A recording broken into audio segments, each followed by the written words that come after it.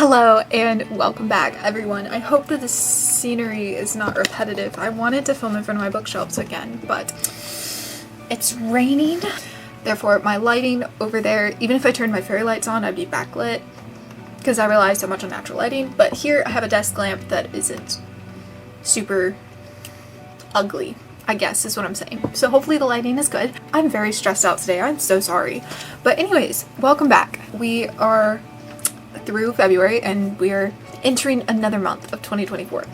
And that's another month closer to me graduating, and that is terrifying. We are not here to talk about that. We are here to talk about the books that I read this month. So, interesting thing about this month, the first book, I did not finish my first book this month until February 12th. But I've read 4 books this month. And some of them are, well, okay, I've read 4 books and I have 1 DNF. Like, I don't count it towards the total number of books that I've read. Anyways, that being said, let's talk about my DNF first before we get too deep into this video. My DNF is Binding 13 by Chloe Walsh, and it makes me so freaking sad because I knew kind of the premise of the story going in. I knew that it was like this girl and she's in high school in Ireland and she has like a bad home life, but this guy on the rugby team basically comes in and is like Prince Charming or whatever. It sounded like something that would be right up my alley, and I was so excited. So I pre-ordered the book. I got the book, and I got 25% of the way through this book. I have been trying to read this book since October, and I haven't picked this book up really since January. And this month I just decided to finally quit on it because I think this is what has started my just overall slump and like my slower pace at reading books since November. I wish I enjoyed this series. I really do, because it sounded like something I'd be all about, and it just wasn't, and it made me so sad. So now that that's out of the way, we have the 4 books that I read this month, and the first one is another disappointment, which makes me, again, it makes me so mad. I don't know what's wrong with me. So I read ACOTAR, right? And I was like, okay, well, no one likes the first book, really. And I was like, well, I mean, it's good. I can see where we're trying to go. It sounds great. Yada, yada, yada. 4 stars, whatever. Everyone raised A Court of Mist and Fury 5 stars. So, of course, I'm going to rate it 5 stars, right? A Court of Mist and Fury. This book took me 3 weeks to read. And I don't know why. I love Feyre. I absolutely love Rhysand. I understood where we were trying to go. I knew what was going on. For some reason, this series is not it for me. And I am in the 1% of people that this series does not work for. And I don't know what's wrong with me. And I wish I enjoyed it as much as I did, because I hate having books on my shelf that I haven't read or that I'm not planning to read. And I still have the 3 books after A Court of Mist and Fury on my shelf to read. And like, sure, I enjoyed it. It's just they're so big. And I don't know. So I can't say a lot about this series because if you haven't read ACOTAR, obviously if I start talking about the second book, I'm going to start spoiling it for a bunch of you people, even if I say like little things. So Feyre and Rhysand, loved the plot picked up in this book, but I rated it 3.75 stars. And I mean, yeah, like that's not a bad rating, obviously, but I don't know what's wrong with me. Can someone please explain to me what is wrong with me and tell me how to enjoy the series? There's not a ton of spice in it, and but the spice that is in there, it's pretty spicy, so just skip it.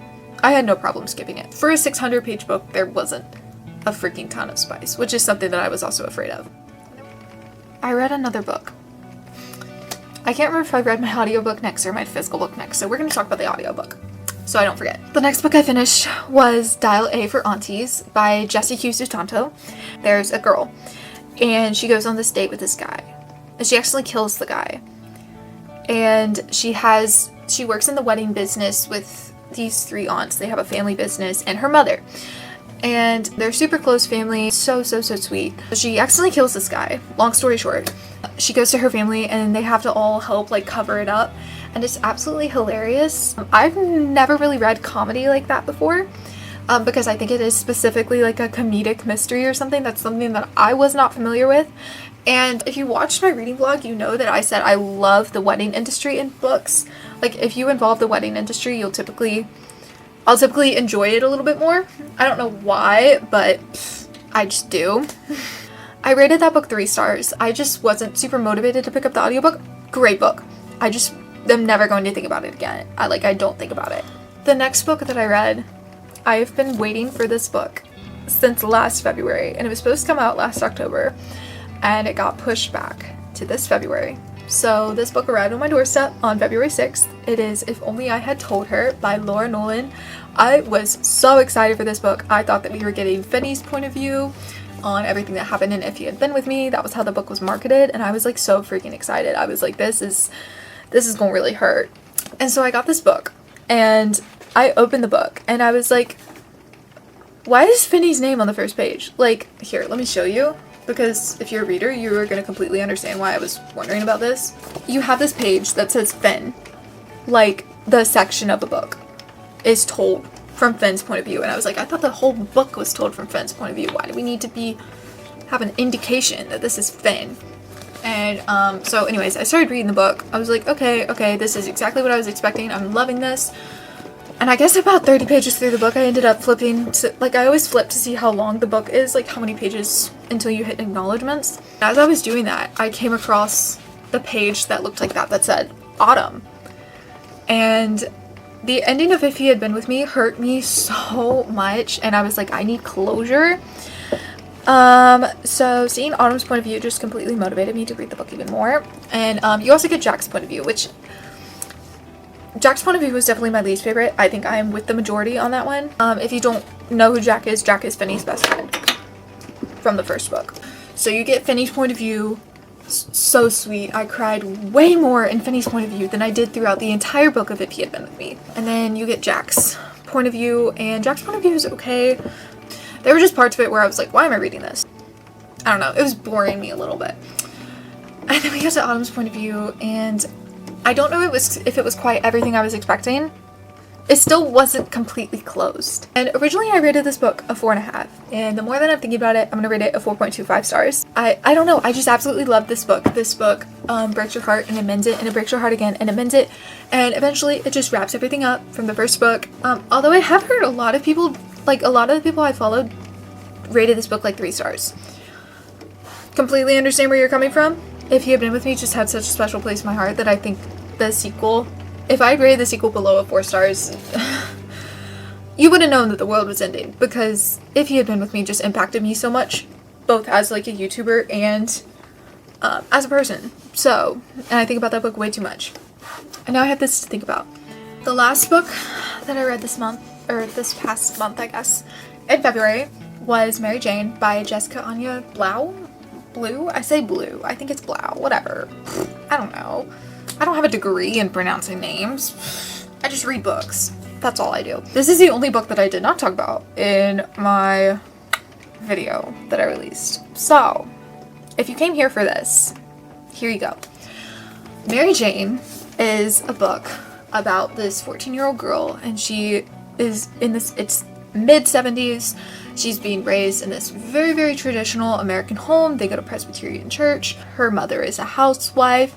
Her dad kind of goes to work, but she goes to nanny for this other family that is just the complete opposite, like basically hippies, over the summer, and she gets introduced to the world, basically. She goes from being this super sheltered traditional kid to having the world opened up to her, and her viewpoints changed on certain things, and it's just a really great coming of age story. As a sheltered homeschooler myself, I really felt a little bit too much connection to her. Most homeschoolers, once you reach the age of 14, 15, and you come out of your sheltered shell, you get this world opened up to you, and you're like, wow, the world is nothing like what my parents told me it was like. Bad things happen. The world is not this pretty, perfect picture. And we get to see her moment of that, and it's absolutely amazing. I need more people to write books like this, because I think if more people wrote books like this, I'd just eat them up. I rated this book 4 stars. It just felt like a warm hug. Also, if you're wondering, this book is not young adult. There are mature topics. So even though the main character is 14, I wouldn't recommend reading this if you're 14. At least wait until you're 16. Okay. So that is all the books that I read in February. Really quickly, I want to give you my March TBR. So I've had not a great week emotionally. I have been buying a lot of books. I've bought 4 books just this week, and I have a book pre-order that's coming in on Tuesday. So that being said, I went to Barnes & Noble on Tuesday, and I walked over to the thriller section, and you know how Barnes & Noble has like tables set up in each section, and this book was on that table. It was not supposed to be on that table. It was the only one. The only copy of this book, but this is The Villa by Rachel Hawkins, and the back says it is inspired by Fleetwood Mac, the Manson murders, and the infamous summer Percy and Mary Shelley spent with Lord Byron at the Lake Geneva Castle, the birthplace of Frankenstein. It takes place in the 1970s. It sounds like it has like to do with like bands and different things. It's in Italy, I think. I don't know. The Fleetwood Mac part is what got me, because I don't give a crap about Fleetwood Mac. But I know that Daisy Jones and the Six is kind of based off of Fleetwood Mac, and I love Daisy Jones and the Six, and especially after reading Mary Jane, I'm like, ooh, the 70s, perfect in a book. For some reason, I don't normally like historical fiction, but for some reason that does it for me. So I'm super excited to read this book. This is a mystery thriller, if I didn't already say that. So this is next on my TBR.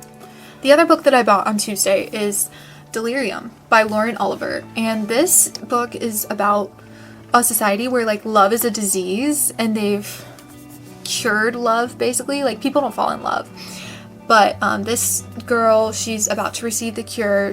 You receive the cure for love at a certain age, and she's like, oh my gosh, I've seen my mom go through love and I've seen how it's destroyed her. I'm not gonna do that. And then she falls in love. If you know me, I'm gonna put a picture up of all of the dystopian series that I have read, the entire series of. I'm a huge dystopian person. I have been since I was in the 8th grade. I was just in the mood to get into another dystopian series because I haven't really read one since Shatter Me, I think, was the last dystopian series that I read, and I was like, I need another one. This next book, I don't really want to talk about it. It may not get read this month. I'm not gonna lie to you. ACOWAR, I'm not motivated to read it. I'm not excited, and I don't want to slump myself out, but it's on my TBR again. And we'll see. The last book I want to briefly mention is I want to listen to the audiobook of The Unmaking of June Farrow. I cannot remember what that book is about. I just remember that Haley talked about it and it sounded kind of mysterious, fantasy, blah blah blah blah blah blah blah, whatever. Haley fam, by the way, if you're wondering who Haley is Haley fam, and if you don't know who she is, where are you and what are you doing with your life? And why are you on BookTube and you don't know who she is? So I want to listen to the audiobook of that book. I only read 2 books off of the 4 that I set out to read in February. I read a couple pages of Atomic Habits and I was like, nope, not this book, is not happening. And obviously ACOWAR is being moved to this month because ACOMOF took me 3 weeks to read. So yeah, we'll see how all that goes. I have really high hopes for the first 2 books. The Unmaking of June Farrow, we'll see how that goes. And ACOWAR, if I don't read that book, please don't come after me. Okay? That is all for today. I wish you all the best March possible. I love you guys so much. Let me know if you have content ideas for me down below because I want to start filming longer videos, more of them. Anyways, I love you guys so much, and I'm gonna stop rambling now because this video is 22 minutes long. So yeah, I will see you guys when I see you. Bye!